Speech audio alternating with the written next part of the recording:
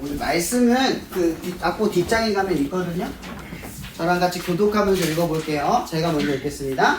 그때 제자들이 예수께 나와 이르되 천국에서는 누가 크니까 예수께서 한 어린아이를 불러 그들 가운데 세우시고 이르시되 진실로 너희에게 이르노니 너희가 돌이켜 어린아이들과 같이 아니하면 결단코 천국에 들어가지 못하리라. 그러므로 누구든지 이 어린아이와 같이 자기를 낮추는 사람이 천국에서 큰 자니라. 또 누구든지 내 이름으로 이런 어린아이 하나를 영접하면 곧 나를 영접함이니 누구든지 나를 믿는 이 작은 자 중 하나를 실족하게 하면 차라리 연자 맷돌이 그 목에 달려서 짚은 바다에 빠뜨려진 것이 나으리라. 실족하게 하는 일들이 있음으로 말미암아 세상에 화가 있도다. 실족하게 하는 일이 없을 수는 없으나 실족하게 하는 그 사람에게는 화가 있도다.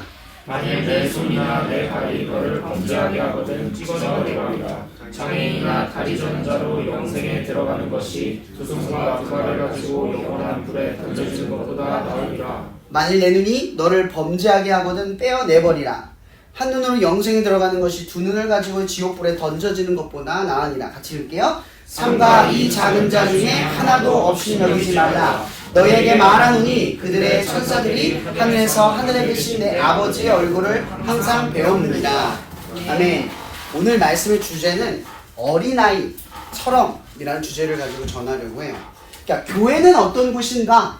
그 가장 교회가 어떤 모습이어야 하는가? 그리고 교회 구성원으로서 어떻게 구성원이 되어야 하는가를 가장 확실하게 표현하고 있는 본문이 이 본문이에요.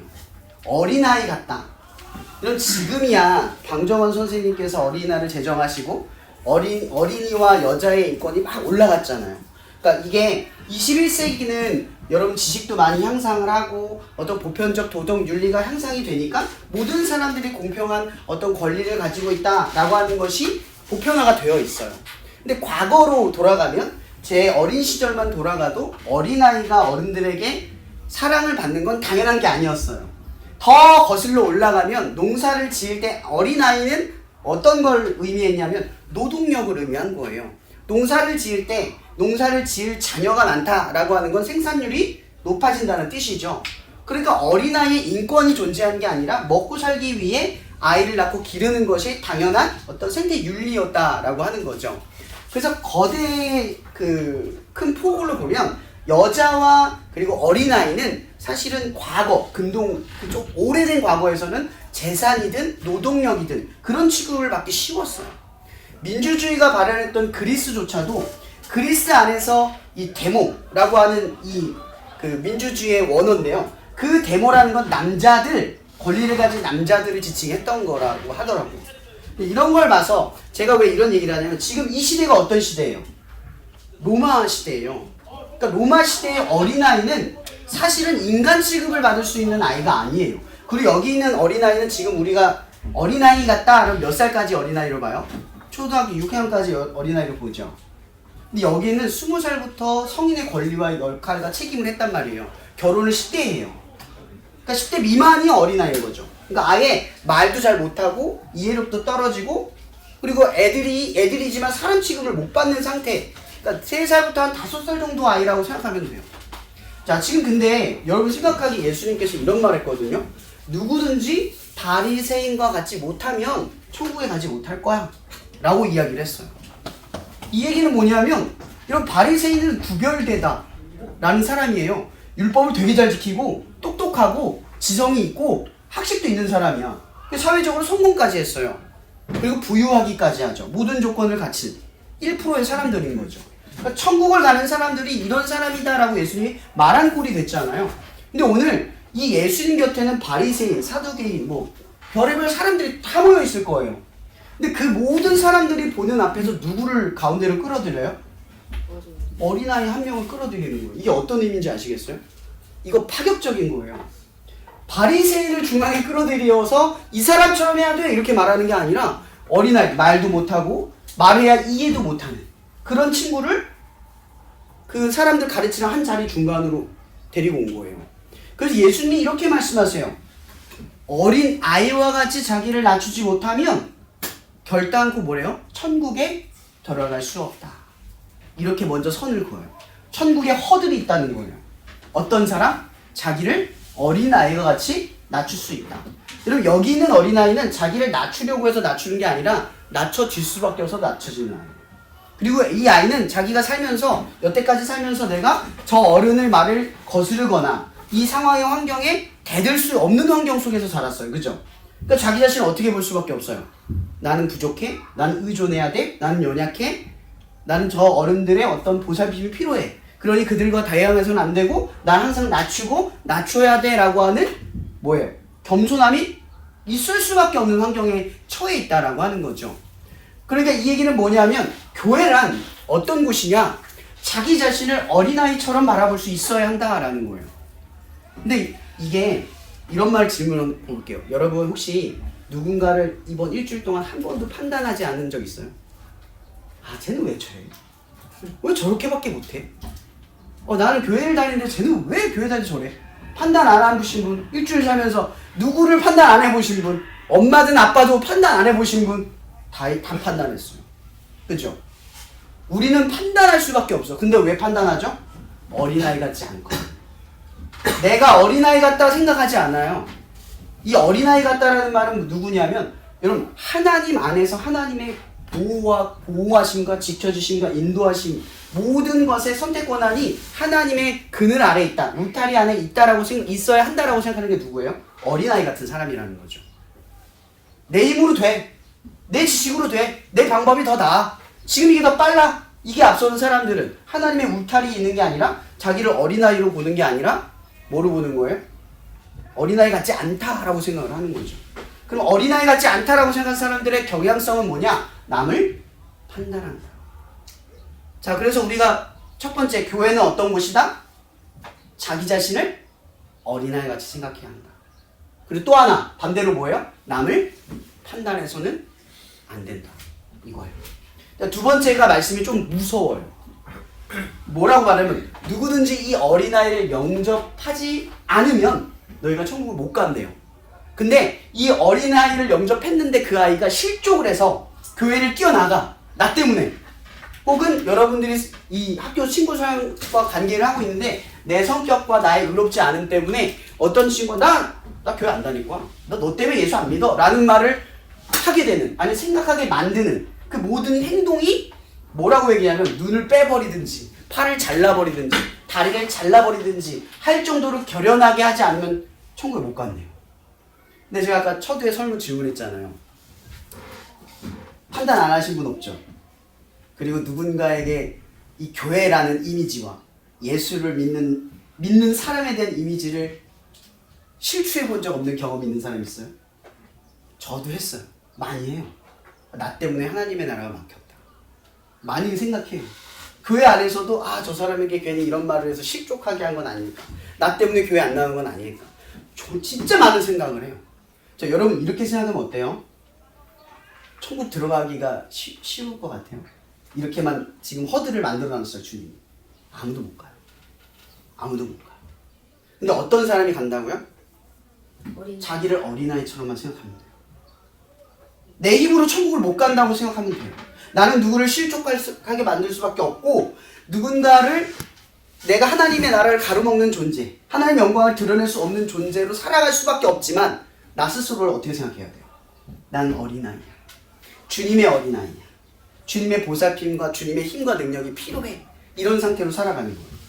그러면 천국에 들어갈 수 있다라고 하는 거예요, 주님이. 근데 중요한 건 이거죠. 여러분 어린아이들끼리 서로 차별해요? 안 하잖아요. 놀잖아요. 여러분 어른들끼리 모아두면 서로 친해지기 되게 어렵거든요. 서로 이렇게 방어막이 있어. 물어보고 조심스럽게 가요. 근데 애기들 좀 꼬맹이 애들 있잖아요. 모아두면 지들끼리 통성명도 안 해요. 그냥 놀고 있어 갑자기. 너네 왜 이렇게 놀고 있어요. 뭐 그게 중간 단계가 없어요. 왜 그러죠? 어린아이들은요 남과 나를 판단하는 기준이 없어요. 놀자, 재밌다, 같이 하자. 그냥 이 단순함이 들어가 있는 거예요. 그러니까 교회는 어떤 곳이냐? 누군가가 교회 안에 들어왔을 때 그 교회 안에 들어온 내가 이 교회 밖에 있는 사람들이 이 안에 들어올 때 내가 판단하거나 차별하거나 구분짓지 않는 당연함이 있다라고 하는 거죠. 그런데 중요한 건 이 당시 교회들이 지금 이전의 커뮤니티, 그러니까 교회는 새로운 뉴 커뮤니티예요. 이전의 커뮤니티가 뭐예요? 유대인들의 회당장이거든요.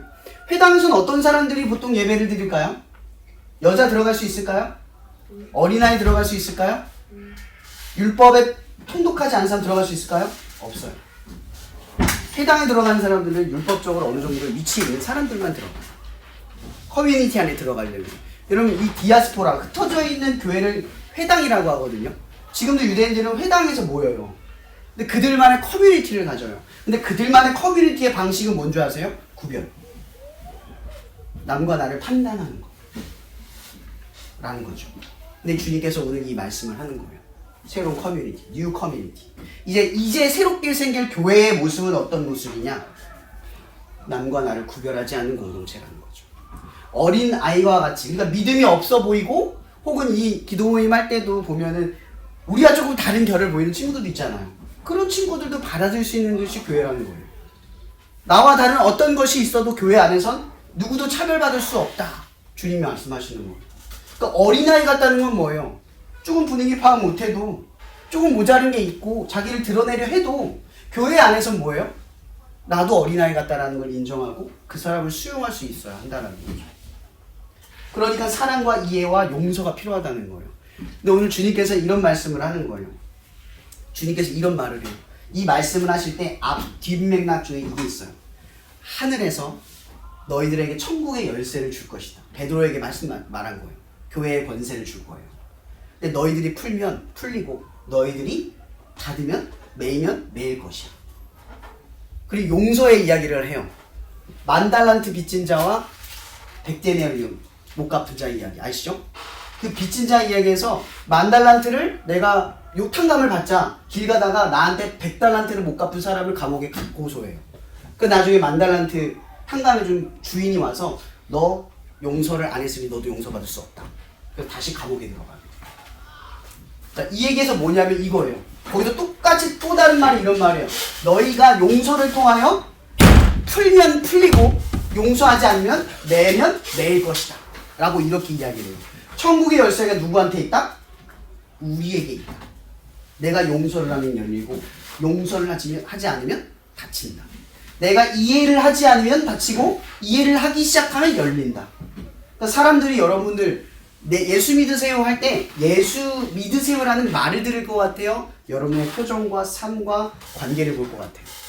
당연히 후자죠. 천국의 열쇠가 뭐예요? 여러분이라는 거예요. 내 모습과 행동과 내 분위기가 상대방에게 예수라는 복이 흘러가게 만드는 통로가 된다는 거죠. 근데 내가 그렇게 살지 않고 사랑도 없고 이해심도 없는데 예수 믿어 하는데 왜 쟤는 예수 안 믿을까? 이런 생각을 하면 어떻게 돼요? 그건 내가 열쇠를 가지고 여는 게 아니라 내 힘으로 열려고 하는 거예요. 그래서 오늘 예수님께서 이런 얘기를 하는 거예요. 교회란 어떤 곳이다? 모두가 어린아이다. 목사님도 어린아이다.